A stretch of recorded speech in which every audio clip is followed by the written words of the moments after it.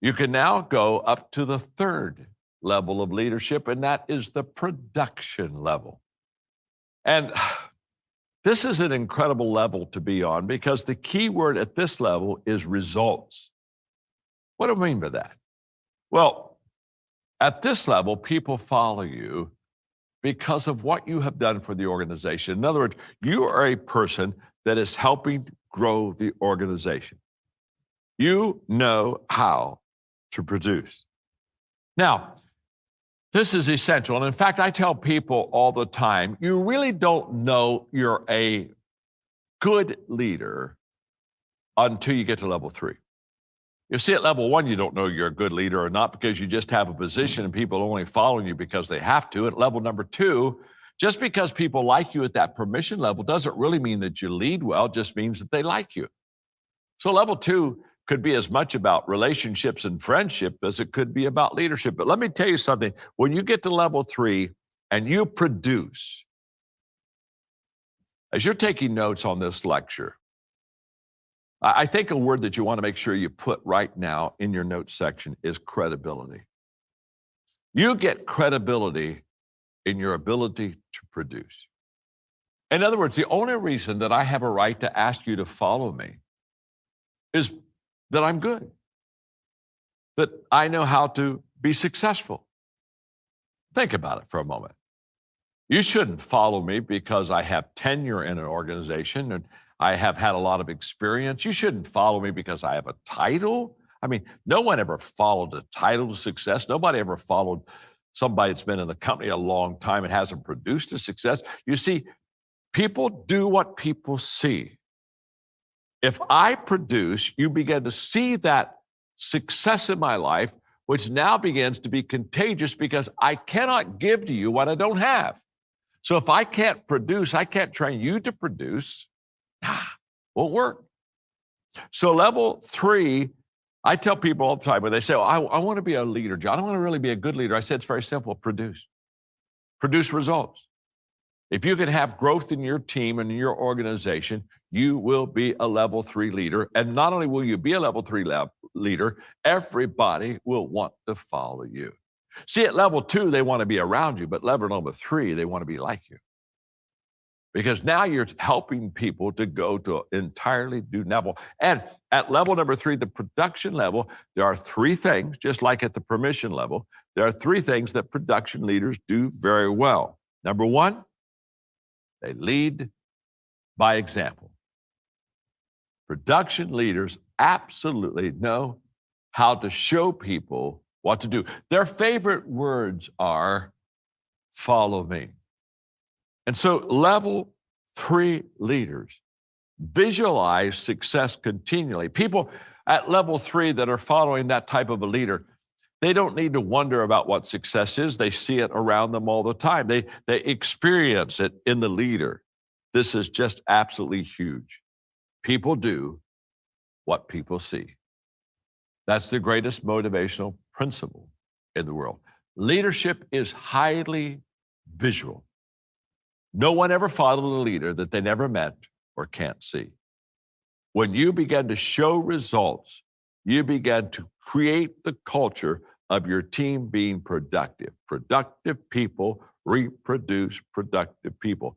Unproductive people reproduce unproductive people. So level 3 is the credibility that you have as a leader, and you basically say, okay, I will be the example. Watch me, follow me. But the second thing that production leaders do really well is they not only lead by example, but they create momentum. And they create momentum by producing. You see, there are momentum makers in an organization, and there are momentum breakers. The momentum makers are the ones that continually build and add value and produce.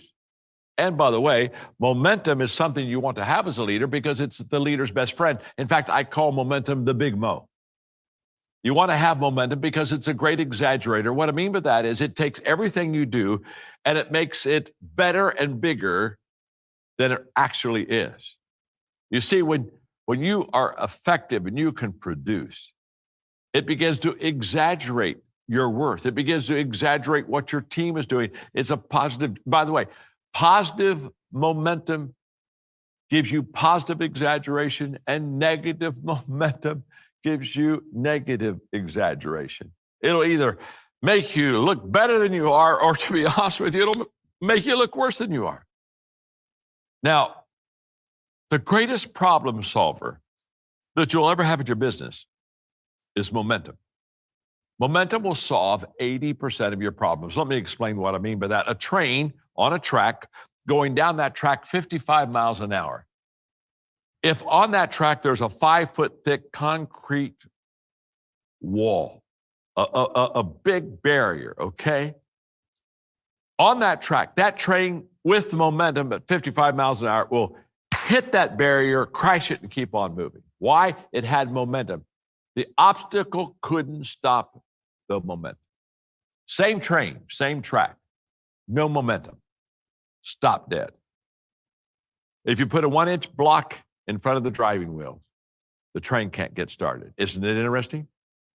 Same train with momentum, crashes through a steel reinforced concrete wall, bang, moves it out of the way. No momentum, 1-inch block, can't go anywhere. You see, if you don't have any momentum in your company, in your organization, on your team, a 1-inch problem is a real problem. You can't even get going. You lack momentum. A 1-inch problem is keeping you from going. But if you have momentum, a 5-foot thick concrete steel reinforced wall problem can't stop you. That's why I tell people all the time that your problem isn't your problem. The problem is you think the problem is a problem. And so the problem that's not a problem becomes a problem, not because it's a problem. The problem is you didn't know the problem wasn't a problem. And since you didn't know the problem wasn't a problem, the problem that wasn't a problem has become a problem, not because it was a problem, but the problem was that you didn't know it wasn't a problem. And so the problem that wasn't a problem has become a problem until you now have a real problem. Whew, that wears me out. And I know it's wearing you out because you're trying to write everything down, and you melancholics are saying, raising your hands, come on, John, repeat that. I don't think I got every problem in there. Don't worry about it. Listen to me. I'm just telling you, my name's John. I'm your friend. And when you're at level number 3, you solve your problems by creating momentum. 80% of the problems you ever have on your team, if you're producing results, will go away. Trust me. The third thing that production leaders do, they not only lead by example and create momentum, but they attract better people. Oh, I love this. The better you are as a leader, the better people you attract. Could I go back for a moment to that illustration I gave you a while ago? The leadership lid. Remember I said if your leadership lid was a 5, what is your business? It's a 4. Okay? Well, that's not only true in growing your company, that's true in attracting people to your team. If I'm a 5 leader, who will I attract to come on my team? 4s, 3s, 2s, and 1. Who won't be attracted to join my team?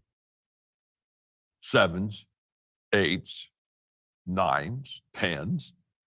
Can I tell you, in the history of mankind, it's never happened where a 9 person was attracted to follow a 5. 9s don't follow 5. They're already bigger, better, and faster than 5s. If you're a 5, you got 4s, 3s, and 2s, and 1s on your team. If you're an 8, you got 7, 6. Trust me. One of the reasons you want to get better as a leader is the moment that you get better as a leader and better as a producer, guess what? If you're a better producer, who do you attract? You attract better producers to you. Like begets like. We don't attract who we want. We attract who we are. That's absolutely huge.